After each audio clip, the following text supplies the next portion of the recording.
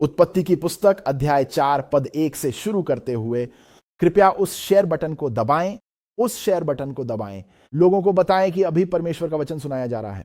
अपने लोगों को आमंत्रित करें, अपने लोगों को आमंत्रित करें। उत्पत्ति अध्याय 4 पद 1। बाइबल कहती है, और आदम अपनी पत्नी हव्वा के पास गया और वह गर्भवती हुई और उसने कैन को जन्म दिया और कहा, मैंने यहोवा की सहायता से एक पुरुष प्राप्त किया है। उसने फिर उसके भाई हाबिल को जन्म दिया और हाबिल भेड़ बकरियों का चरवाहा बना, परंतु कैन भूमि का खेती करने वाला बना। और कुछ समय बीतने पर ऐसा हुआ कि कैन भूमि के फलों में से यहोवा के लिए भेंट लाया, और हाबिल भी अपनी भेड़ बकरियों के पहिलौठों में से और उनकी चर्बी में से भेंट लाया। और यहोवा ने हाबिल और उसकी भेंट को तो ग्रहण किया, परंतु कैन और उसकी भेंट को ग्रहण न किया। और कैन बहुत क्रोधित हुआ और उसका मुख उतर गया। और यहोवा ने कैन से कहा, तू क्यों क्रोधित है और तेरा मुख क्यों उतरा हुआ है? यदि तू भला करे तो क्या तू ग्रहण नहीं किया जाएगा? और यदि तू भला न करे तो पाप द्वार पर बैठा है और उसकी लालसा तेरी ओर होगी और तू उस पर प्रभुता करेगा।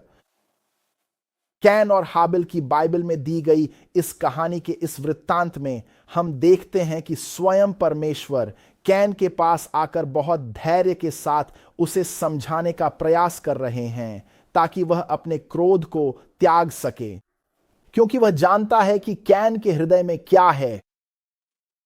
वह समझता है कि पाप कैन के हृदय के द्वार पर ही है और परमेश्वर नहीं चाहते कि कैन उस पाप में गिरे जिसे वह करने वाला है। परमेश्वर नहीं चाहते कि कैन इस पाप से बंध जाए। परमेश्वर नहीं चाहते कि कैन का विवेक, उसका हृदय इस पाप की जंजीरों में जकड़ा जाए। और इसलिए परमेश्वर कैन से कहते हैं कि वह चाहते हैं कि कैन इस पाप पर प्रभुता करे।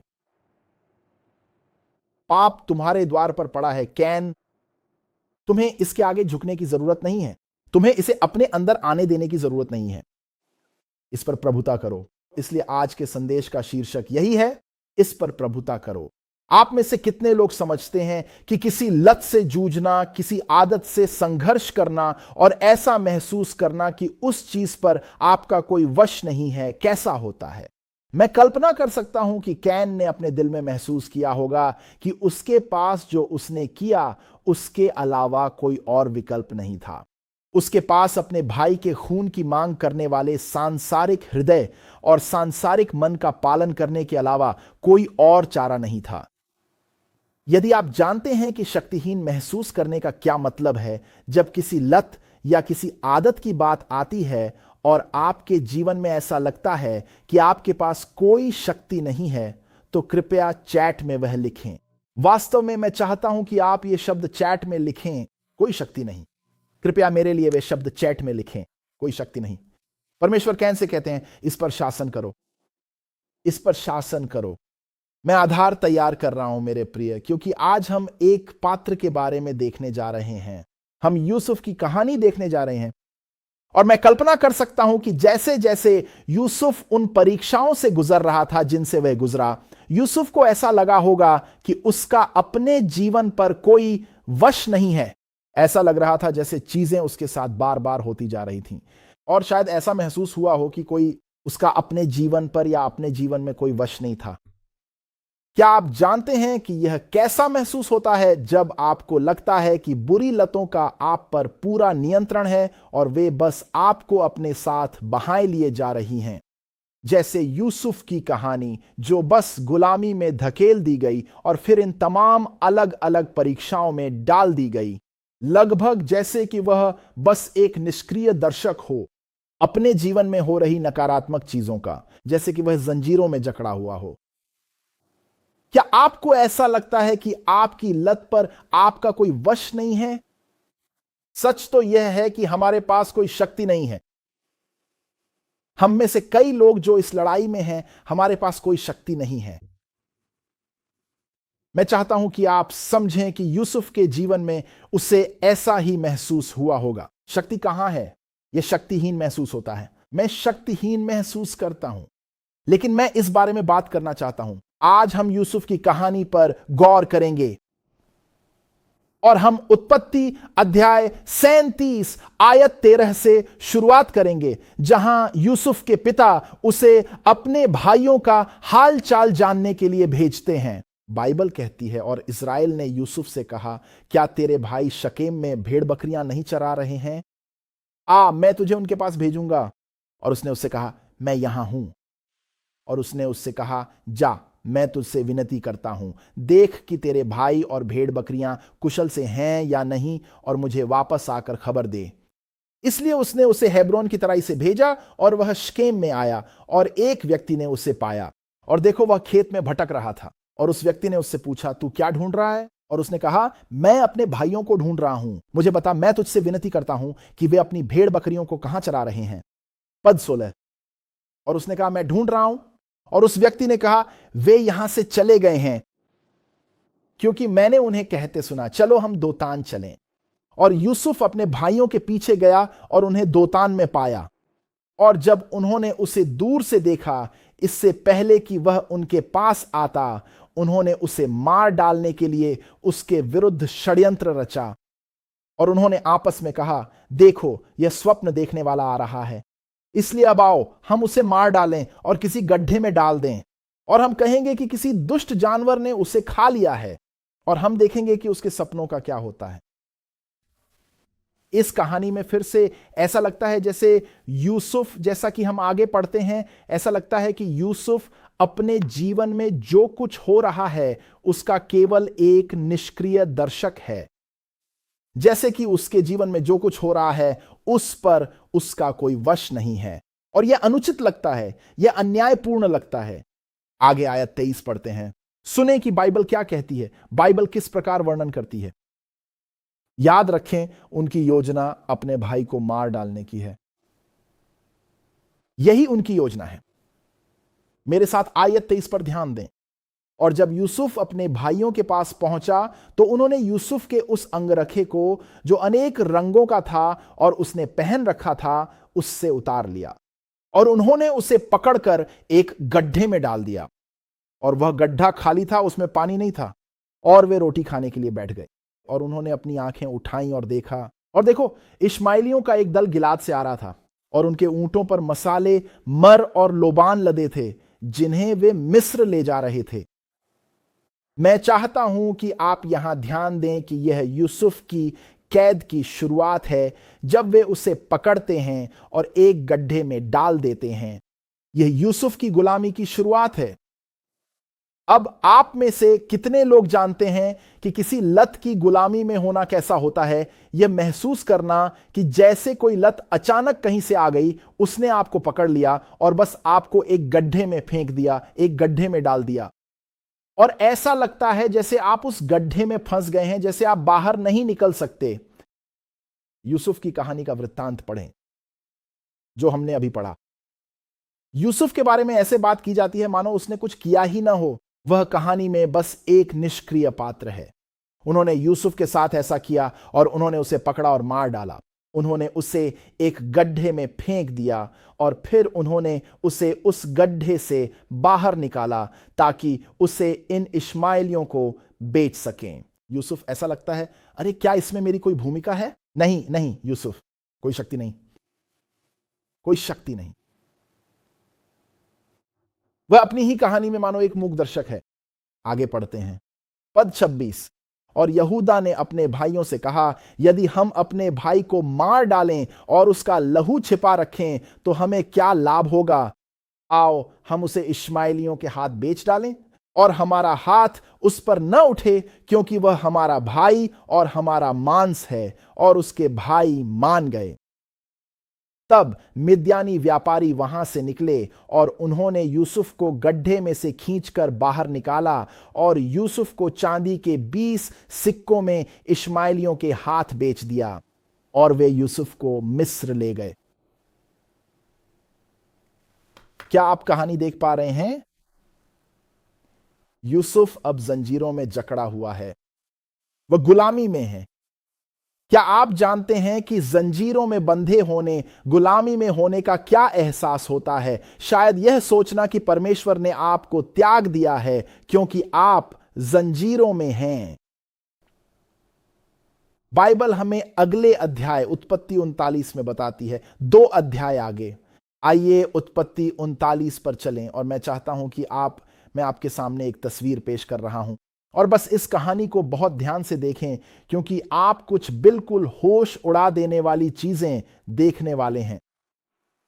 बाइबल उत्पत्ति 39:1 में कहती है, और यूसुफ को मिस्र ले जाया गया और फिरौन के अंगरक्षकों के कप्तान एक मिस्री पोतीफर ने उसे उन इश्माइलियों के हाथ से खरीद लिया जो उसे वहां ले आए थे। तो यूसुफ गड्ढे से निकलकर मिस्र में एक गुलाम बन जाता है। कृपया मेरे साथ बने रहें। क्या आपको कभी ऐसा महसूस होता है कि आपकी लत, आपकी बेड़ियां समय के साथ और मजबूत होती जा रही हैं और आपको लगता है कि मेरे लिए क्या उम्मीद बची है? यार काश मैं वापस उस गड्ढे में होता। कम से कम गड्ढे में इतना बुरा तो नहीं था, मेरे भाई आसपास ही थे और मैं उन्हें मुझे बेचने से रोक सकता था। लेकिन जैसे जैसे यूसुफ के जीवन में हर घटना या अध्याय घटित होता है, वह अपने घर से और दूर होता जा रहा है। और आप कल्पना कर सकते हैं कि किस निराशा, किस दुख ने यूसुफ को ललचाया और परखा होगा। लेकिन मेरे साथ आयत 2 पर ध्यान दें। और यहोवा यूसुफ के साथ था और वह एक समृद्ध व्यक्ति था और वह अपने मिस्री स्वामी के घर में था और उसके स्वामी ने देखा कि यहोवा उसके साथ है और यहोवा ने उसके हाथ के किए हुए सब कामों को सफल किया और यूसुफ को उसकी दृष्टि में अनुग्रह मिला और वह उसकी सेवा करने लगा और उसने उसे अपने घर का अध्यक्ष बना दिया और जो कुछ उसका था वह सब उसने उसके हाथ में सौंप दिया। और जब से उसने उसे अपने घर का और अपनी सारी संपत्ति का अध्यक्ष बनाया, तब से यहोवा ने यूसुफ के कारण उस मिस्री के घर पर आशीष दी और घर और खेत में जो कुछ उसका था उस सब पर यहोवा की आशीष बनी रही। उसका सब कुछ यूसुफ के हाथ में था और वह रोटी को छोड़कर जिसे वह खाता था अपने किसी भी धन संपत्ति की सुध न रखता था।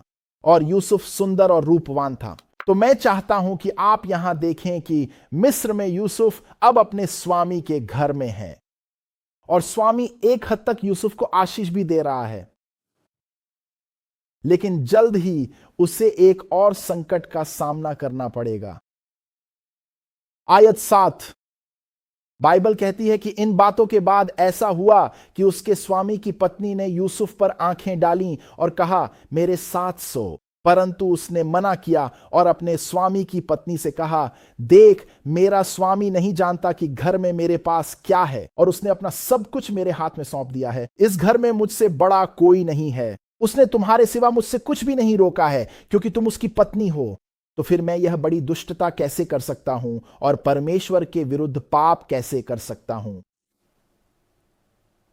देखो, ऐसे देखो सब। और ऐसा हुआ कि जब वह यूसुफ से दिन प्रतिदिन बातें करती रही तो उसने उसके साथ सोने या उसके साथ रहने के लिए उसकी एक न सुनी। और ऐसा हुआ कि इसी समय यूसुफ अपना काम करने के लिए घर के भीतर गया और वहां घर का कोई भी पुरुष अंदर नहीं था और उसने उसका वस्त्र पकड़कर कहा, मेरे साथ सो। और उसने अपना वस्त्र उसके हाथ में छोड़ दिया और भागकर बाहर निकल गया। अब इसे देखो, जब उसने देखा कि उसने अपना वस्त्र उसके हाथ में छोड़ दिया है और भाग गया है, तब उसने अपने घर के पुरुषों को बुलाकर उनसे कहा, देखो, वह हमारे पास एक इब्रानी को ले आया है जो हमारा अपमान करता है।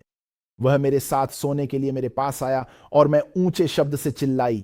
और जब उसने सुना कि मैंने ऊंचे शब्द से चिल्लाई हूं, तब उसने अपना वस्त्र मेरे पास छोड़ दिया और भागकर बाहर निकल गया। यूसुफ की फिर परीक्षा ली गई। उसने उसके वस्त्र तब तक रखे जब तक उसका स्वामी घर नहीं लौटा। फिर उसने कहा, वह इब्रानी दास मेरे साथ उपहास करने आया था। और ऐसा हुआ कि जब मैंने ऊंचे शब्द से चिल्लाई, तब वह अपना वस्त्र छोड़कर बाहर भाग गया। और जब उसके स्वामी ने अपनी पत्नी के ये वचन सुने जो उसने उससे कहे थे कि तेरे दास ने मेरे साथ ऐसा किया है, तब उसका क्रोध भड़क उठा और यूसुफ के स्वामी ने उसे लेकर उस बंदी गृह में डाल दिया जहां राजा के बंदी रखे जाते थे, और वह वहां बंदी गृह में रहा। मैं चाहता हूं कि आप समझें कि यूसुफ को फिर से जंजीरों में जकड़ा जा रहा है। क्या आप जानते हैं कि लत की जंजीरों में जकड़े होने का क्या मतलब होता है? क्या आप जानते हैं कि ऐसा महसूस करना कैसा होता है कि आप कैद में हैं और बचने का कोई रास्ता नहीं है? और यहां हालात और भी बदतर होते जा रहे हैं। यूसुफ अब एक अंधेरी जेल की कोठरी में कैद है। पहले वह अपने स्वामी के घर में एक दास था, लेकिन अब वह एक जेल में कैद है जो उसके स्वामी के घर से भी बड़ी जगह है, एक जेल। हालांकि हमें आयत 21 में कुछ बहुत ही दिलचस्प मिलता है। बाइबल फिर से कहती है, लेकिन प्रभु यूसुफ के साथ था और उसने उस पर दया की और जेल के दारोगा की दृष्टि में उसे अनुग्रह दिलाया। और जेल के दारोगा ने जेल में मौजूद सभी कैदियों को यूसुफ के हवाले कर दिया और वे वहां जो कुछ भी करते थे वह उसका संचालन करता था। जेल के दारोगा ने उसके हाथ में जो कुछ भी था उसकी कोई चिंता नहीं की, क्योंकि प्रभु उसके साथ था, और जो कुछ भी उसने किया प्रभु ने उसे सफल बनाया। यूसुफ गड्ढे से मिस्र तक और फिर एक कैदी बनने तक का सफर तय कर चुका है। और कभी कभी ऐसा लग सकता है कि यूसुफ का अपने जीवन पर वास्तव में कोई नियंत्रण नहीं था। और मैं आज आपसे कहना चाहता हूं कि यह सच है, यूसुफ के पास कोई शक्ति नहीं थी। कृपया मेरे लिए उन शब्दों को फिर से चैट में लिखें, कोई शक्ति नहीं। यूसुफ के पास कोई शक्ति नहीं थी। अब आप पूछ सकते हैं, पास्टर हमने यूसुफ की कहानी पूरी कर ली है और हम समाप्त कर चुके हैं। हम कर चुके हैं। यूसुफ की कहानी है, पूरी हो चुकी है। लेकिन अब आप पूछ रहे हैं, पास्टर ये कहानी कैसे इसका मेरी लतों और मेरी बेड़ियों से क्या लेना देना है? और यूसुफ का अपने जीवन पर कोई नियंत्रण न होने का इससे क्या संबंध है? खैर, मुझे शुरू करने दें। मुझे आपके लिए कुछ अद्भुत समानताएं बताने दें, क्योंकि मैं चाहता हूं कि आप समझें कि जो हमने अभी पढ़ा है वह मूल रूप से यीशु की कहानी का एक पूर्वाभास है। बाइबल गलातियों अध्याय 4 पद 4 में कहती है, लेकिन जब समय पूरा हुआ तो परमेश्वर ने अपने पुत्र को भेजा, ठीक वैसे ही जैसे इस्राएल ने यूसुफ को अपने भाइयों का हाल जानने के लिए भेजा था। परमेश्वर पिता ने अपने प्रिय पुत्र को भेजा जो एक स्त्री से जन्मा, व्यवस्था के अधीन जन्मा, ताकि वह आकर अपने बाकी पुत्रों, इस संसार, इस ग्रह का हाल जान सके। पिता ने पुत्र को भेजा। इब्रानियों 2:17 के अनुसार उसे सब बातों में अपने भाइयों के समान बनना पड़ा, ताकि वह परमेश्वर के सामने एक दयालु और विश्वास योग्य महायाजक बनकर लोगों के पापों का प्रायश्चित कर सके। दिव्य यूसुफ को दिव्य पिता द्वारा इस पृथ्वी पर भेजा गया था, ताकि वह आकर अपने भाइयों का हाल जान सके। लेकिन आप कहानी जानते हैं, जब यूसुफ अपने भाइयों के पास पहुंचता है, जब वह अपने भाइयों को ढूंढ लेता है, तो उसके भाइयों ने उसे अस्वीकार कर दिया। ठीक वैसे ही जैसे यूहन्ना अध्याय 1 पद 11 हमें बताता है, वह अपने ही लोगों के पास आया, यानी यीशु, वह अपने ही लोगों के पास आया और उसके अपने लोगों ने उसे ग्रहण नहीं किया। क्या आप सभी को बात समझ आ रही है? इस तस्वीर को समझें। ठीक जैसे यूसुफ के भाइयों ने उसे ग्रहण नहीं किया, वैसे ही जब यीशु अपने ही लोगों के पास आया तो उसके अपने लोगों ने उसे ग्रहण नहीं किया। वास्तव में हम समझते हैं कि यूसुफ को चांदी के बदले बेच दिया गया था। कितनी दिलचस्प बात है कि मत्ती अध्याय 26 पद 14 से 16 में बाइबल कहती है, तब 12 में से एक, जिसका नाम यहूदा इस्करियोती था, मुख्य याजकों के पास गया और उनसे कहा, आप मुझे क्या देंगे और मैं उसे आपके हवाले कर दूंगा। और उन्होंने उसके साथ 30 चांदी के सिक्कों का सौदा तय किया, और उस समय से वह उसे धोखा देने का अवसर तलाशने लगा। मैं इस बात को कहीं ले जा रहा हूं, आप सभी साथ बने रहें। मैं इस बात को कहीं ले जा रहा हूं, आपको यह देखने की जरूरत है। तो जैसे यूसुफ को बेचा गया और धोखा दिया गया, वैसे ही यीशु को भी बेचा गया और धोखा दिया गया। और अब यह दिलचस्प है कि जब यूसुफ को बेचा जाता है तो वह पोतीफर के घर पहुंच जाता है, जहां आपको याद होगा उसी घर में उस पर झूठा आरोप लगाया जाएगा। खैर, चांदी के बदले धोखा दिए जाने के बाद यीशु के साथ क्या होता है, मेरे साथ गौर करें। मत्ती अध्याय 26 पद 57 बाइबल कहती है, और जिन्होंने यीशु को पकड़ा था वे उसे महायाजक कायाफा के पास ले गए, जहां शास्त्री और प्राचीन इकट्ठे हुए थे। वास्तव में लूका 22 इसे इस तरह बताता है, उन्होंने उसे पकड़ा, फिर उन्होंने उसे लिया और ले गए और महायाजक के घर में ले आए। ठीक है आप लोग सब। यूसुफ को पोतीफर के घर लाया गया, जहां उस पर झूठा आरोप लगाया जाएगा। यीशु को महायाजक के घर लाया जाता है, जहां आइए देखते हैं कि बाइबल मत्ती 26 पद 59 से 62 में क्या कहती है। अब मुख्य याजकों और प्राचीनों और पूरी सभा ने यीशु को मार डालने के लिए उसके विरुद्ध झूठी गवाही ढूंढी, लेकिन कोई नहीं मिली। हां, यद्यपि बहुत से झूठे गवाह आए, फिर भी उन्हें कोई नहीं मिला। और अंत में 2 झूठे गवाह आए और कहा, इस व्यक्ति ने कहा है, मैं परमेश्वर के इस मंदिर को गिरा सकता हूं और इसे 3 दिन में बना सकता हूं। और महायाजक खड़ा हुआ और उससे कहा, क्या तू कुछ उत्तर नहीं देता? ये क्या है? ये गवाह तेरे विरुद्ध क्या गवाही दे रहे हैं? परंतु यीशु चुप रहा। महायाजक ने पूछा, मैं तुझे जीवित परमेश्वर की शपथ दिलाता हूं, क्या तू मसीह परमेश्वर का पुत्र है? यीशु ने कहा, तूने कह दिया है। मैं तुमसे कहता हूं, अब तुम मनुष्य के पुत्र को सर्वशक्तिमान के दाहिने हाथ पर बैठे और आकाश के बादलों पर आते देखोगे। तब महायाजक ने अपने वस्त्र फाड़ लिए और कहा, इसने परमेश्वर की निंदा की है। अब हमें और गवाहों की क्या आवश्यकता है? देखो, अब तुमने उसकी निंदा सुन ली है, तुम क्या सोचते हो? और उन्होंने उत्तर दिया और कहा, वह मृत्युदंड का दोषी है। अब कृपया यहां समानता का अनुसरण करें। क्या आप सभी इसके लिए तैयार हैं? क्या आप सभी, यदि आप समझ रहे हैं तो चैट में 1 लिखें। यदि आप आगे आने वाली चीज के लिए तैयार हैं तो चैट में 2 लिखें। आप देखिए, यूसुफ पर झूठा आरोप लगाया गया था और उसे जेल भेज दिया गया था। यीशु पर झूठा आरोप लगाया गया था और उन्हें मृत्युदंड दिया गया था। बाइबल हमें बताती है, बाइबल हमें फिलिपियों अध्याय 2 में बताती है। वास्तव में मत्ती 27:15, आइए पहले उसे पढ़ें। अब पर्व के समय राज्यपाल की यह रीति थी कि वह लोगों के लिए एक ऐसे कैदी को छोड़ दे जिसे वे चाहें। और मैं बस चाहता हूं कि आप यहीं रुक जाएं, हमें बस इतना ही पढ़ने की आवश्यकता है। यीशु एक कैदी हैं, ठीक वैसे ही जैसे यूसुफ एक कैदी थे। लेकिन जहां यूसुफ का जेल का अनुभव जेल तक ही सीमित था, वहीं यीशु का जेल का अनुभव मृत्यु तक बढ़ गया। बाइबल फिलिपियों अध्याय 2 पद 8 में कहती है, और मनुष्य के रूप में पाए जाने पर उन्होंने स्वयं को दीन किया और मृत्यु तक, यहां तक कि क्रूस की मृत्यु तक आज्ञाकारी बने रहे।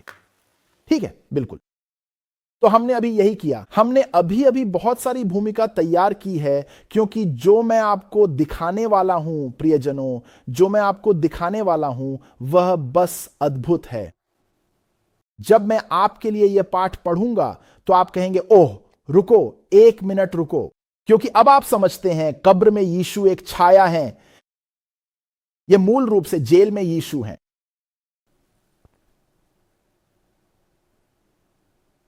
एक ऐसी जगह जहां फाटक हैं, एक जेल खाना, और हम इसे थोड़ी देर में पाठ में देखेंगे। लेकिन मुझे बस आपसे यह देखने की जरूरत है प्रियजनों, क्योंकि आपको याद है कि यूसुफ की कहानी के साथ क्या हुआ था, है ना? क्या आप सभी को याद है? तो यूसुफ को जेल भेज दिया जाता है। लेकिन इसे देखिए, आइए इसे फिर से पढ़ें। परंतु यहोवा यूसुफ के संग रहा और उस पर करुणा की और जेल के दारोगा की दृष्टि में उसे अनुग्रह दिलाया। और जेल के दारोगा ने जेल के सब कैदियों को यूसुफ के हाथ में सौंप दिया।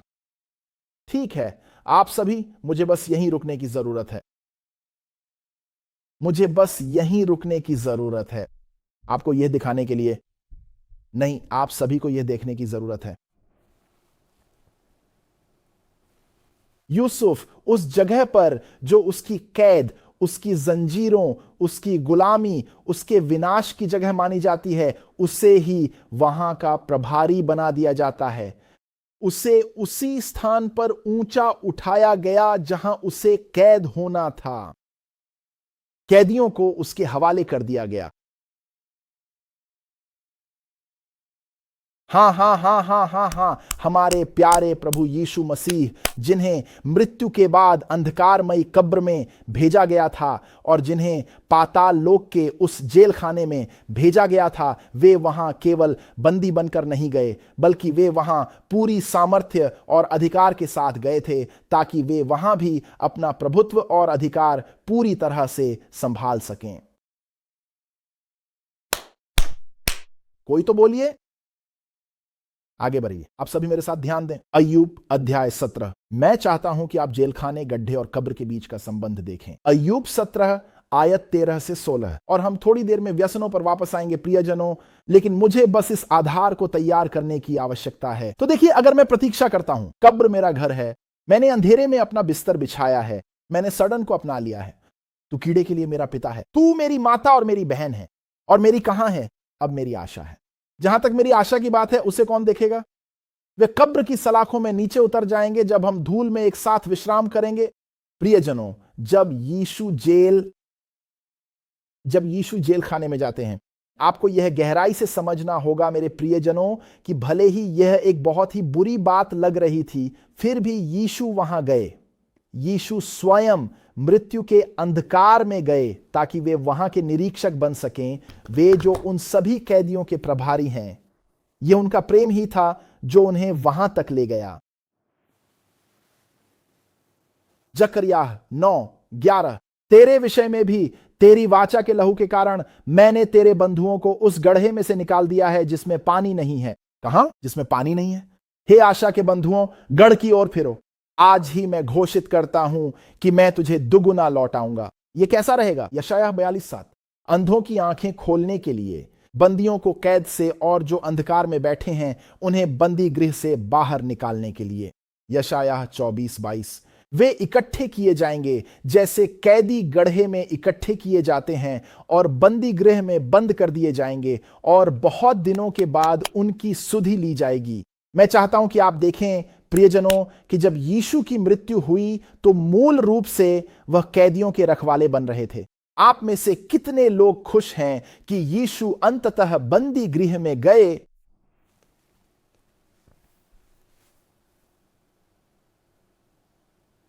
हां प्रियजनों, यही कारण है कि यीशु ने अपने मिशन की शुरुआत यह कहते हुए कि प्रभु का आत्मा मुझ पर है, क्योंकि उसने मुझे गरीबों को सुसमाचार सुनाने के लिए अभिषेक किया है।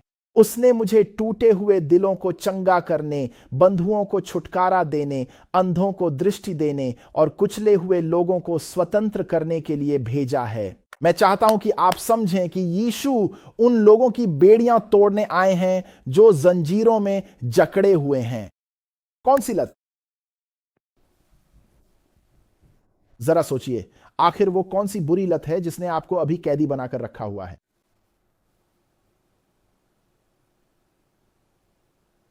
बाइबल हमें यह बताती है कि प्रभु यीशु आपको हर तरह के बंधनों से स्वतंत्र करने के लिए आए हैं, और उन्होंने यह महान कार्य हमारे पापों के बंदी गृह में स्वयं आकर पूरा किया है। और क्योंकि वह सिद्ध थे, इसलिए उन्हें उस बंदी गृह में ऊंचा उठाया गया। सुनो, तुम निरीक्षक बनने वाले हो, तुम वह व्यक्ति बनने वाले हो जो कैदियों का प्रभारी होगा। आप में से कितने लोग इस बात से खुश हैं कि यीशु कैदियों के प्रभारी हैं?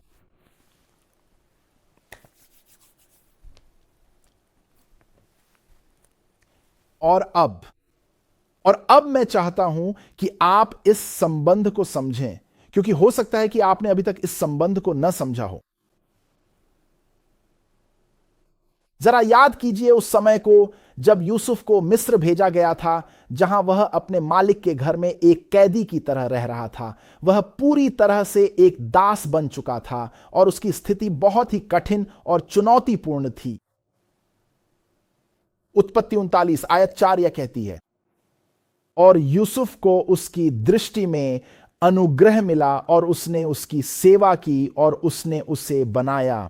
मुझे जरूरत है कि आप इसे खुद पढ़ें। उसने उसे अपने घर का प्रबंधक बना दिया। उसने उसे अपने घर का प्रबंधक बना दिया।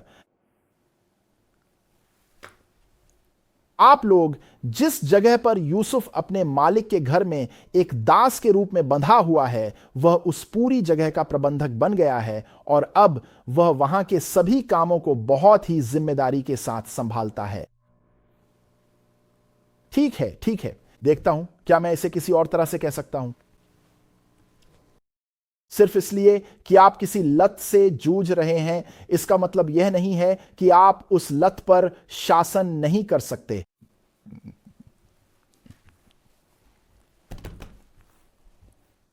यूसुफ की कैद में भी वह उस चीज पर शासन कर रहा है। इस झूठ के झांसे में न आए कि सिर्फ इसलिए कि आप किसी चीज से जूझ रहे हैं, इसका मतलब यह है कि आप उस चीज पर शासन नहीं कर सकते।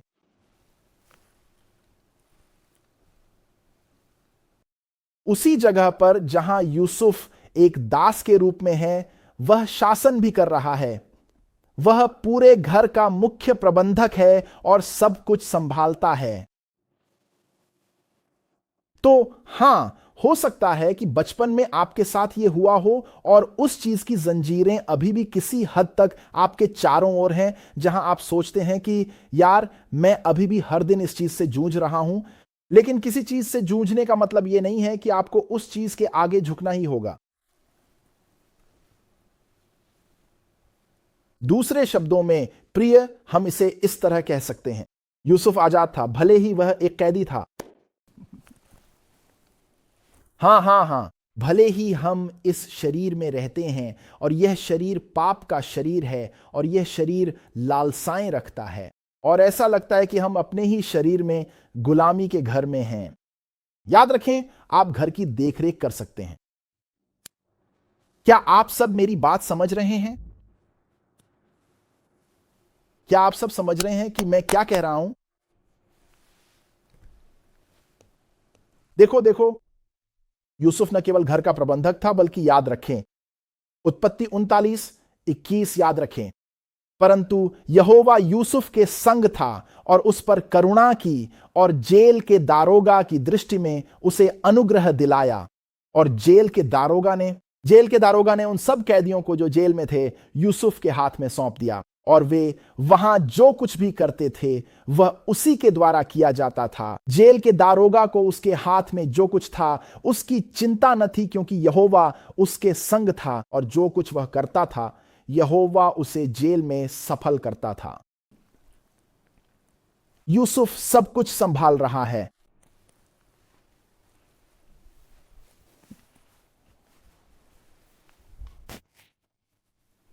आप ये नहीं जानते थे, है ना? आप नहीं जानते थे कि आप जेल में होकर भी सब कुछ संभाल सकते हैं। क्या आप यह जानते थे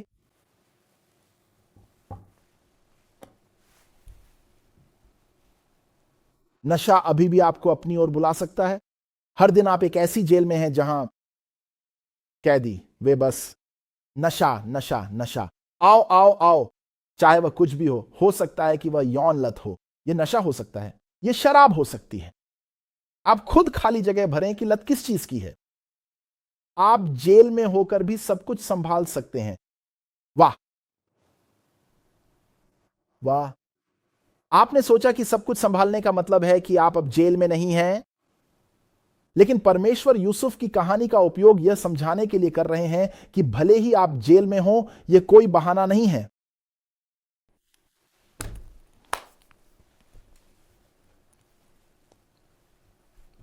यूसुफ ने अपनी कैद की उस कठिन जगह पर भी अपने विवेक और बुद्धिमानी से शासन किया।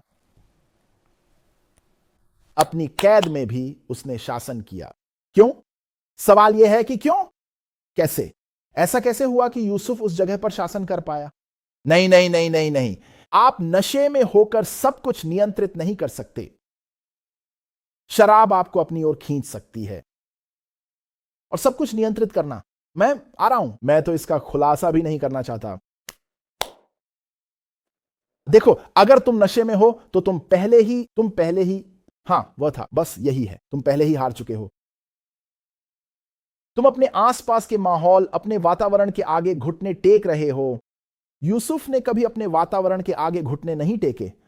इसलिए मैं कहता हूं कि शराब हर दिन आपको पुकार सकती है, और ईश्वर की कृपा से आप कह सकते हैं, नहीं, मैं नियंत्रण में हूं, मैं शराब नहीं पीऊंगा, नहीं, मैं नियंत्रण में हूं, मैं धूम्रपान नहीं करूंगा, नहीं, मैं नियंत्रण में हूं, मैं नहीं देखूंगा।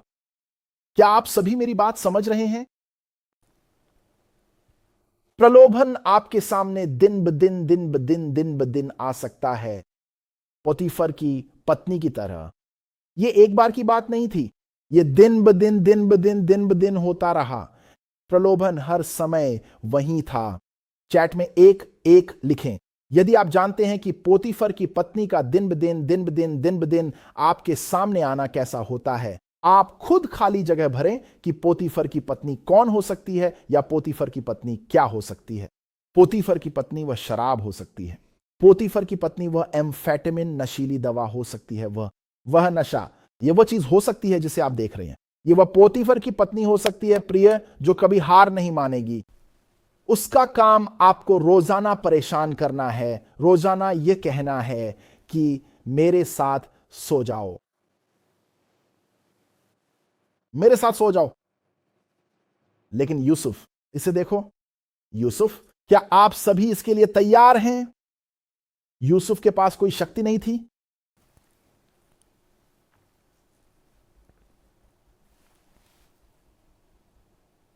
मुझे देखने दो कि क्या मैं इसे इस तरह कह सकता हूं। आपको लग सकता है कि यूसुफ के पास कोई शक्ति नहीं थी, लेकिन वास्तव में यूसुफ के पास कोई शक्ति नहीं थी।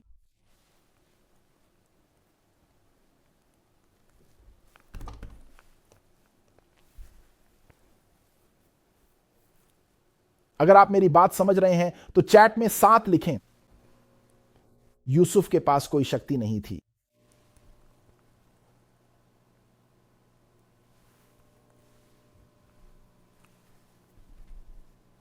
पास्टर, आपका क्या मतलब है कि यूसुफ के पास कोई शक्ति नहीं थी? सुनो, उत्पत्ति 39:8, उत्पत्ति 39 आयत 8। लेकिन चलिए इसे स्क्रीन पर दिखाते हैं।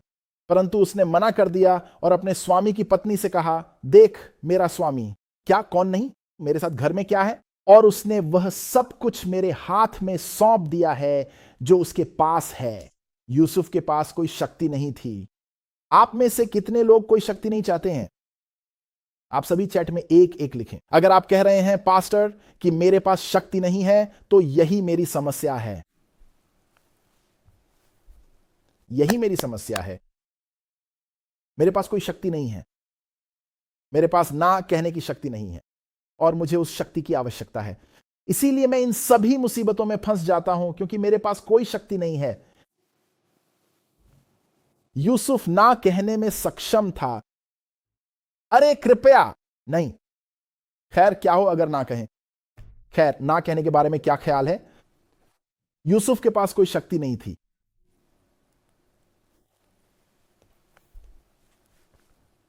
अपनी कैद के बीच में उसने शासन कैसे किया? उसके पास कोई शक्ति नहीं थी।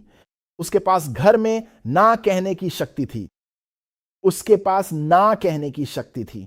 जेल में निराश होने की यूसुफ के पास कोई शक्ति नहीं थी। आप में से कितने लोग महसूस करते हैं कि आपके पास कोई शक्ति नहीं है? इसका कारण यह है कि आपके पास कोई शक्ति नहीं है। इससे पहले आपने शायद मुझे कहते सुना होगा, हमारे पास कोई शक्ति नहीं है। शायद आपने सोचा होगा, पास्टर अपनी अंग्रेजी सुधारें, बात हमारे पास बिल्कुल शक्ति नहीं है कि नहीं, बल्कि हमारे पास कोई शक्ति नहीं है कि है। हमारे पास कोई शक्ति नहीं है। नहीं, लेकिन मैंने यह जानबूझकर कहा था, हमारे पास बिल्कुल भी शक्ति नहीं है। We don't have no power. हमें किसी शक्ति की आवश्यकता नहीं है, लेकिन समस्या यह है हम में से कई लोगों के पास बिल्कुल भी शक्ति नहीं है। और चूंकि हमारे पास बिल्कुल भी शक्ति नहीं है, इसलिए हमारे पास कोई शक्ति नहीं है।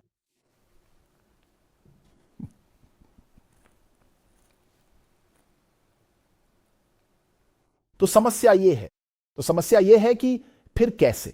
सवाल यह है कि फिर मैं अपने जीवन में कोई शक्ति नहीं कैसे प्राप्त करूं? ना कहने की शक्ति मुझे कैसे मिलेगी?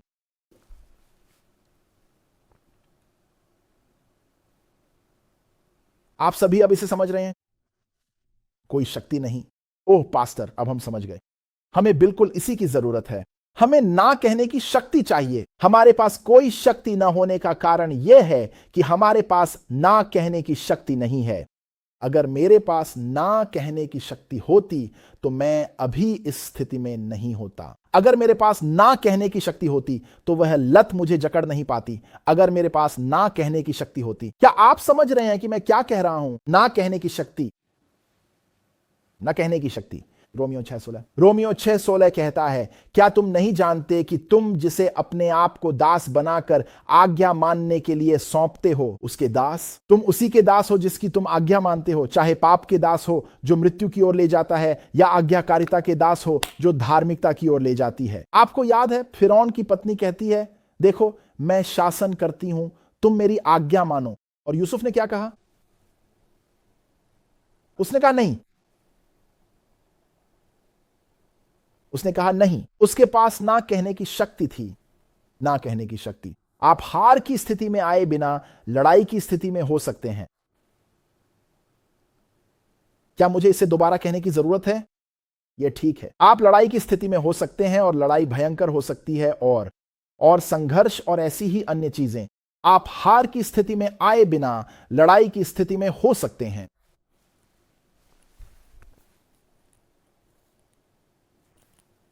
आपको यह समझना होगा प्रिय कि लत और प्रलोभन आपसे कुछ भी नहीं करवा सकते। जेल की कठिन परिस्थितियों से लेकर घर की जिम्मेदारियों तक यूसुफ हर एक चीज को बहुत ही बखूबी संभाल रहा है।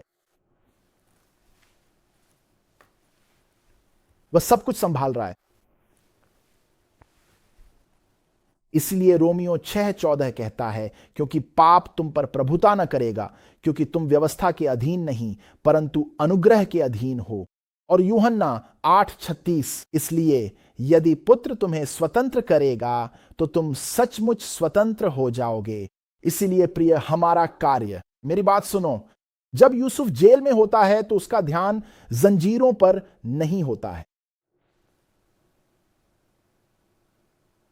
यदि वह जंजीरों पर ध्यान केंद्रित करता तो वे उसकी नजरों में और बड़ी हो जाती, लेकिन वह राजा के काम में लगा रहा।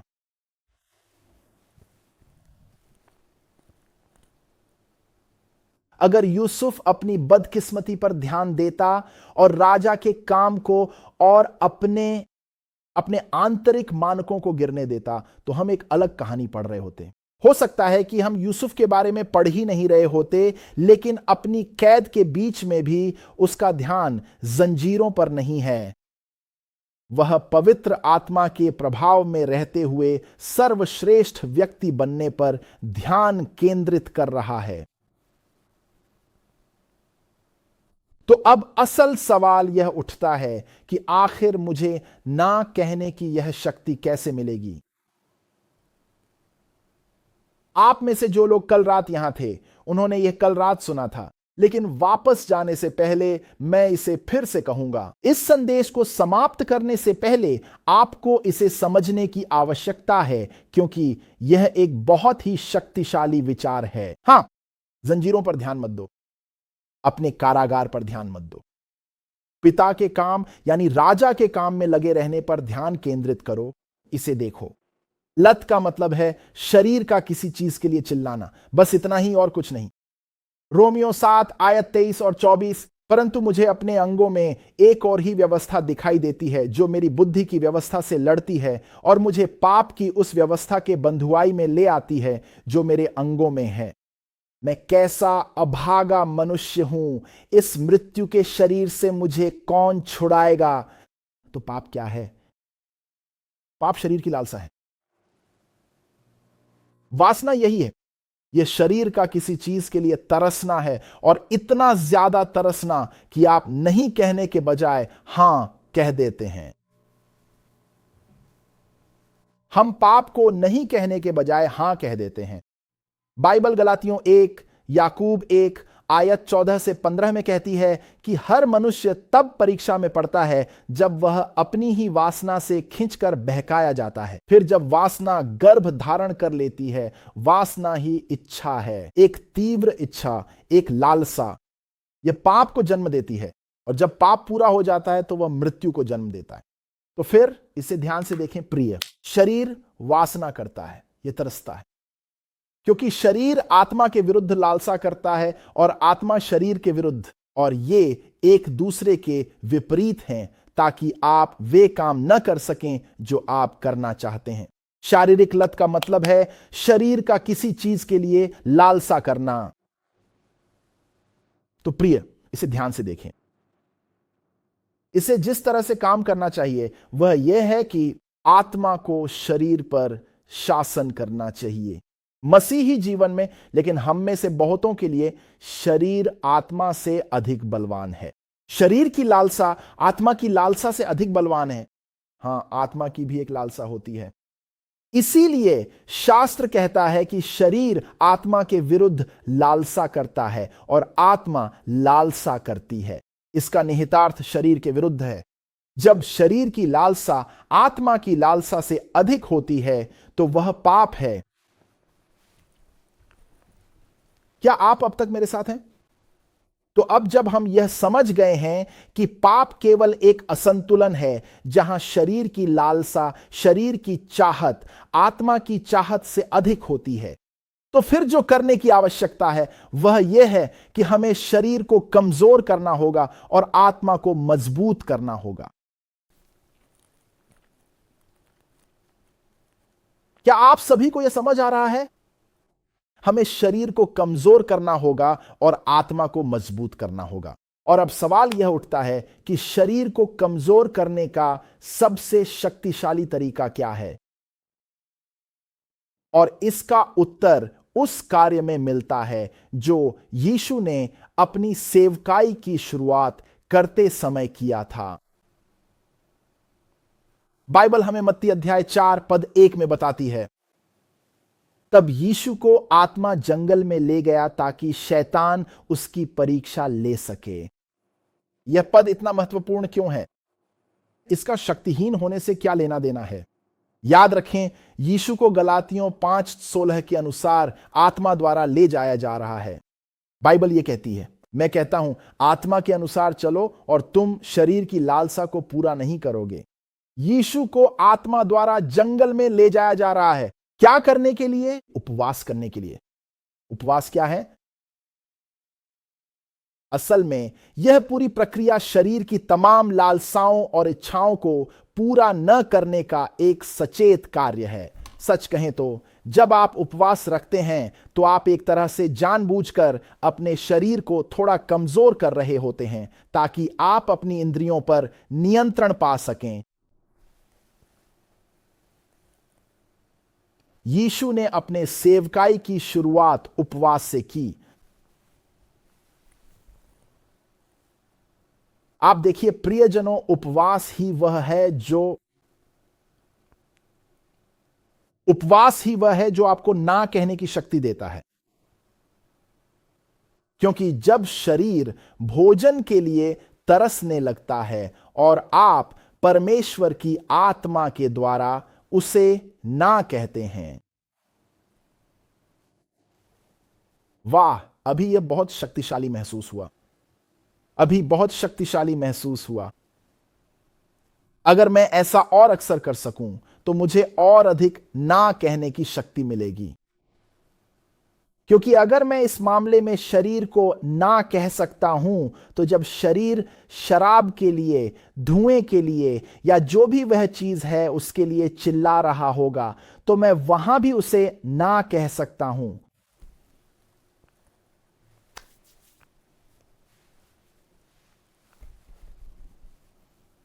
जब आप उपवास करते हैं तो आप सचमुच शरीर को खाली कर रहे होते हैं,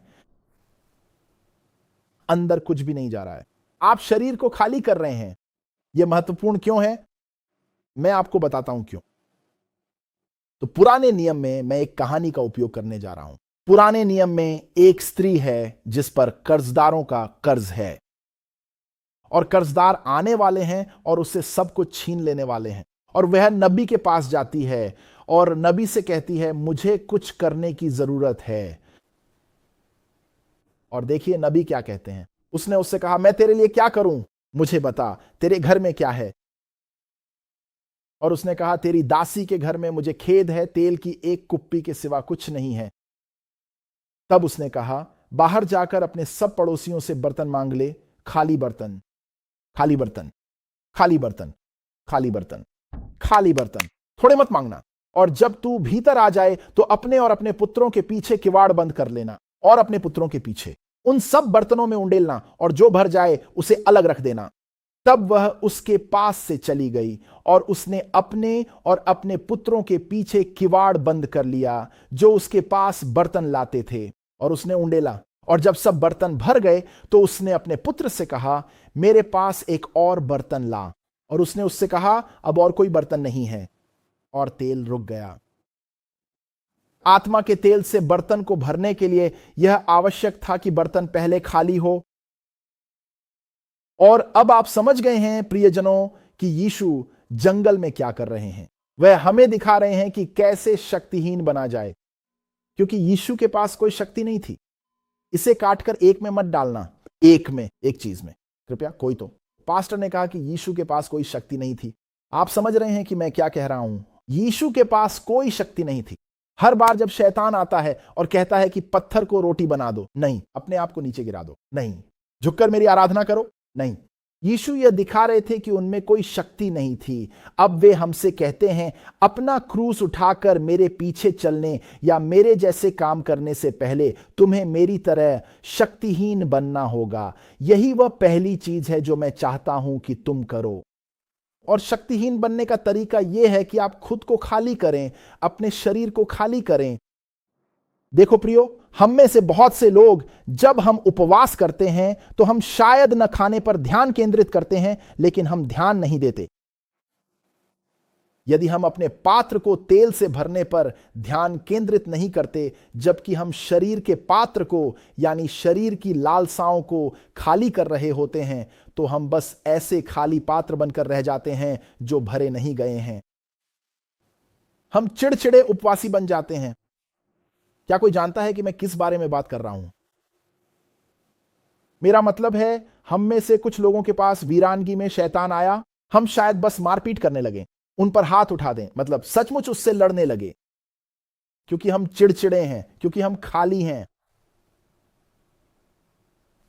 लेकिन हमारे पास तेल नहीं भरा था। देखो प्रियो, उपवास में आपको उपवास के दौरान खाना चाहिए। आपको उपवास के दौरान खाना चाहिए। यीशु ने वीरानगी में भोजन किया था। ऐसा नहीं था कि वह खा नहीं रहे थे। बेशक उन्होंने भोजन का उपवास किया था, लेकिन वे पूरे समय खा रहे थे। इसीलिए जब शैतान उनके पास आता है तो वह कहते हैं, मनुष्य केवल रोटी से ही नहीं बल्कि हर उस वचन से जीवित रहेगा जो परमेश्वर के मुख से निकलता है। इसलिए उपवास एक दोहरी चीज है। यह शरीर को कमजोर करना है, लेकिन यह आत्मा को मजबूत करना भी है, ताकि इसे देखिए, आत्मा के बजाय आत्मा तत्पर है लेकिन कमजोर है। नहीं, आत्मा मजबूत हो जाती है। आत्मा मजबूत हो जाती है। हमें कोई शक्ति नहीं मिलती, और यह कोई शक्ति नहीं मेरे भीतर की शक्ति नहीं है। यह मेरे भीतर परमेश्वर की शक्ति है। यह मेरे भीतर मसीह की शक्ति है। यहीं से वह कोई शक्ति नहीं आती है। तो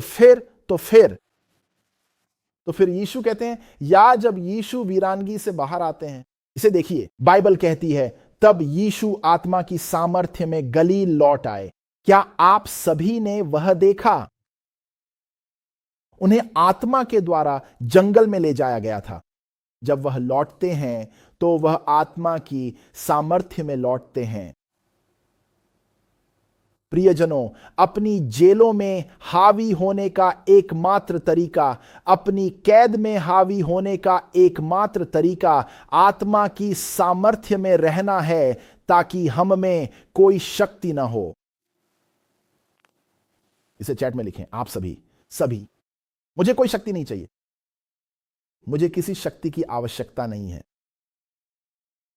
यीशु आत्मा की सामर्थ्य में लौट आए, और अब मैं चाहता हूं कि आप कुछ देखें।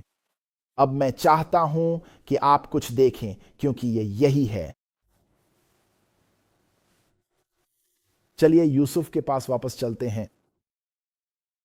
तो वह जेल में सब कुछ संभाल रहा है, यह प्रदर्शित करते हुए कि आपकी जेल में भी परमेश्वर आपको विजय दिला सकता है। लेकिन यूसुफ जेल में नहीं रहता। आपको याद है ना?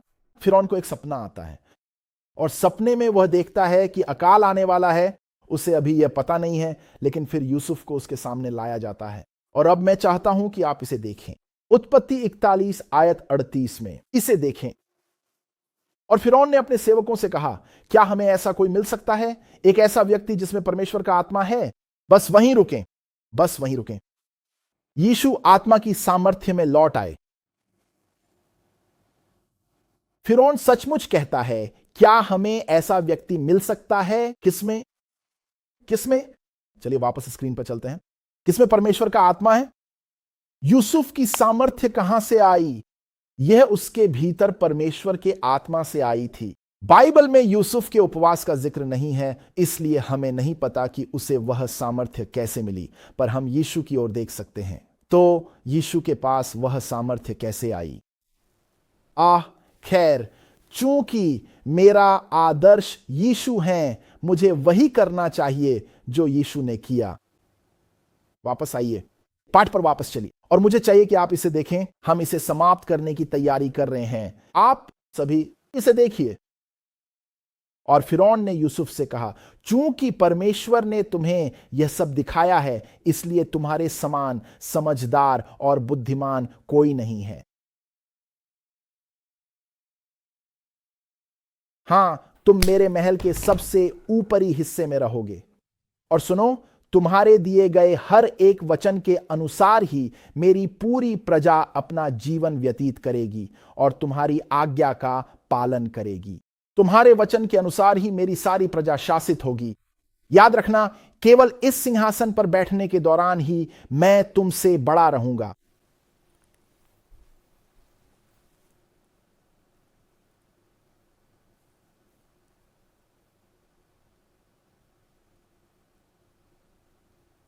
यूसुफ, वह वर्तमान में मिस्र की प्राचीन और विशाल भूमि पर अपना शासन कर रहा है।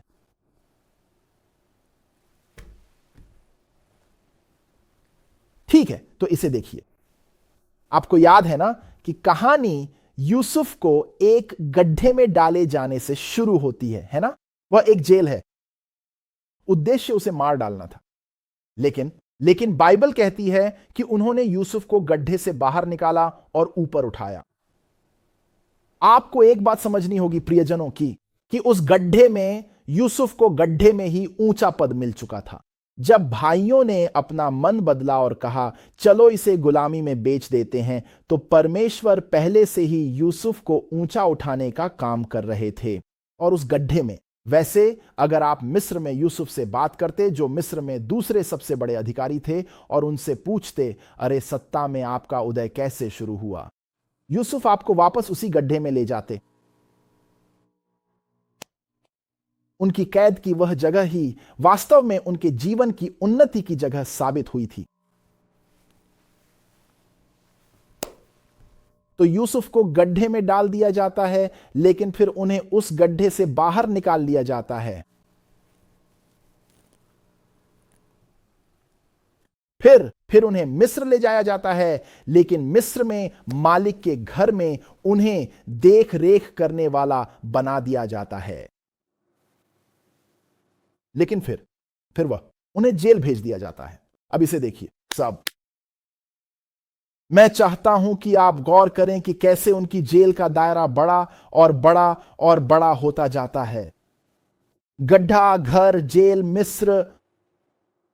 मिस्र अभी भी यूसुफ के लिए एक जेल ही है। आपको याद होगा कि इब्राहिम से कहा गया था, तुम्हारे लोग तुम्हारी संतान होंगे, तुम्हारे वंशज एक ऐसे देश में दास्ता में रहेंगे जो उनका नहीं है। जब यूसुफ मिस्र में होता है तो आप जानते हैं कि वह सोच रहा होगा, क्या यह वही है जो परमेश्वर ने इब्राहिम से कहा था? क्या यह उसकी पूर्ति है? दूसरे शब्दों में, मैं न केवल एक गड्ढे में कैदी हूं, एक घर में कैदी हूं, एक जेल में कैदी हूं, मैं मिस्र में भी एक कैदी हूं।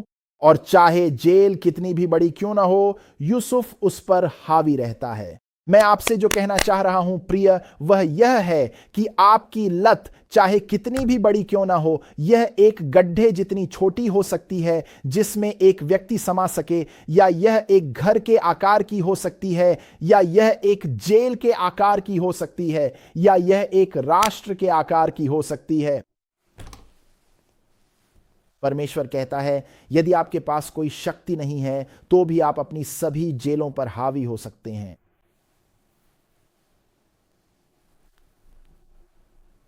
क्या आप देखते हैं कि परमेश्वर कैसे काम करता है?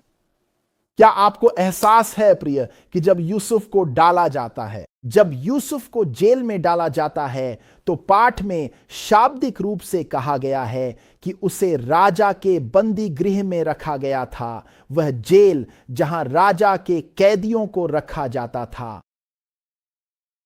यूसुफ एक गुलाम है, उसे ऐसी जेल में कैसे डाला जा रहा है जो संबंधित है, जो अलग रखी गई है? क्या यह वही जगह है जिसे राजा के कैदियों को कड़ी सुरक्षा के बीच बंदी बनाकर रखने के लिए विशेष रूप से तैयार किया गया था? ऐसा लगता है जैसे इन सभी स्पष्ट गिरावटों, स्पष्ट अवनतियों में यीशु बस यही कह रहे हैं, चलो हम तुम्हें और ऊपर ले जा रहे हैं। ऐसा लगता है कि आप नीचे जा रहे हैं, जबकि वास्तव में मैं आपको और ऊपर और ऊपर और ऊपर ले जा रहा हूं। और हम अक्सर अपने जीवन को देखते हैं और सोचते हैं, यार ये तो बस बदतर और बदतर होता जा रहा है, ये महसूस किए बिना कि परमेश्वर तुम्हें बुलाता है कीट अपनी जेल में प्रभुत्व जमाने के लिए, चाहे वह गड्ढे के आकार की हो या किसी राष्ट्र के आकार की। अपनी जेल में प्रभुत्व जमाओ।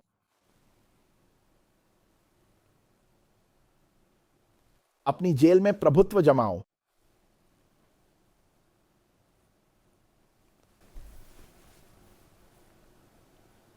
और इसलिए हम जानते हैं कि कहानी का अंत कैसे होता है। यूसुफ अब कैदी नहीं है, वह अब गुलाम नहीं है, वे फिरौन के बाद दूसरे स्थान पर है।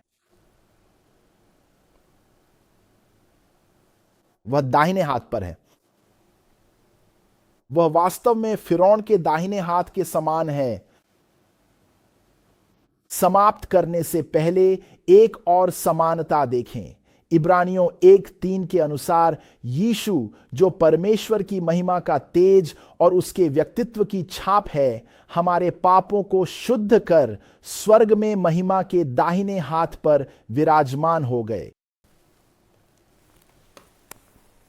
आपको शायद अच्छी तरह याद होगा कि इसी पवित्र स्थान से यूसुफ अपने उन भाइयों को आशीर्वाद देता है, वही भाई जिन्होंने कभी उसे धोखा दिया था और उसे मुसीबत में डाला था।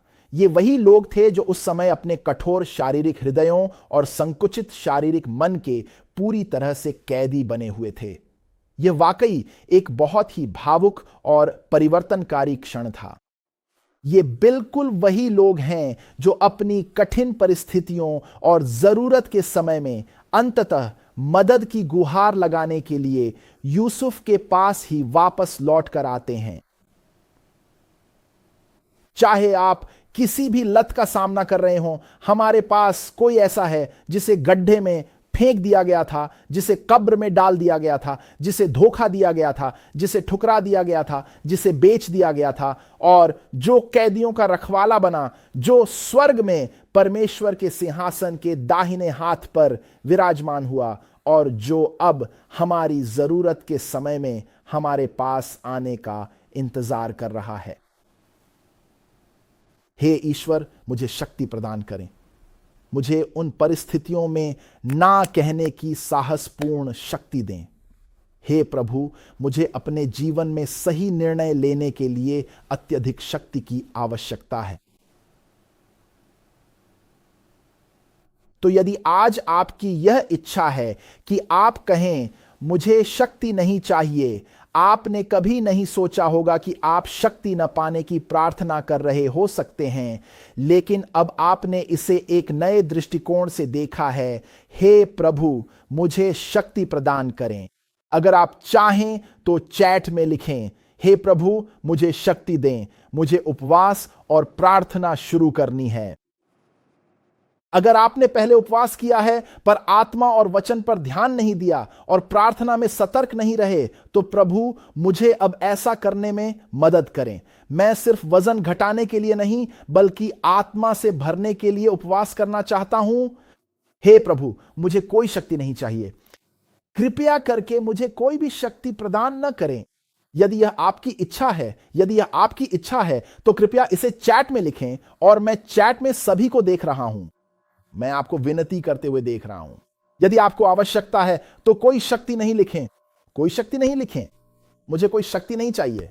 हे प्रभु, हमें कोई शक्ति ना दें। कोई शक्ति नहीं, कोई शक्ति नहीं, कोई शक्ति नहीं, कोई शक्ति नहीं।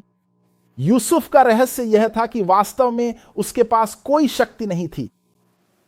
हे प्रभु, हमें यीशु की कोई शक्ति नहीं वाली स्थिति प्रदान करें। पवित्र आत्मा की कोई शक्ति नहीं वाली स्थिति प्रदान करें। और हे प्रभु, मुझे पोतीफर की पत्नियों को ना कहना सिखाएं। हे प्रभु, मुझे सिखाएं कि पोतीफर की पत्नी जो भी रूप ले उसे ना कहूं। और मुझे याद दिलाएं कि सिर्फ इसलिए कि वह हार नहीं मानती, इसका मतलब यह नहीं है कि मुझे जेल के आगे झुकना होगा, कैद के आगे झुकना होगा या लत के आगे झुकना होगा। कृपया हे प्रभु, मुझे ना कहने की शक्ति प्रदान करें। हे स्वर्गीय पिता, हम आपका धन्यवाद करते हैं हमें यह दिखाने के लिए कि जेल में भी विजय संभव है। हम आपका धन्यवाद करते हैं।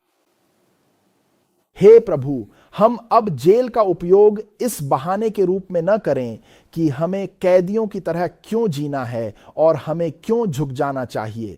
हे प्रभु, हमें यह समझने दें कि जेल में रहते हुए भी हम शासन कर सकते हैं, हम घर की देख रेख कर सकते हैं, हम अपनी जेलों का प्रबंधन कर सकते हैं, हम इसकी देख रेख कर सकते हैं। हे प्रभु, चाहे वह गड्ढे जितना छोटा हो या किसी राष्ट्र जितना विशाल, हमें ना कहने की शक्ति दें। यही हमारी प्रार्थना है यीशु के नाम में, आमीन।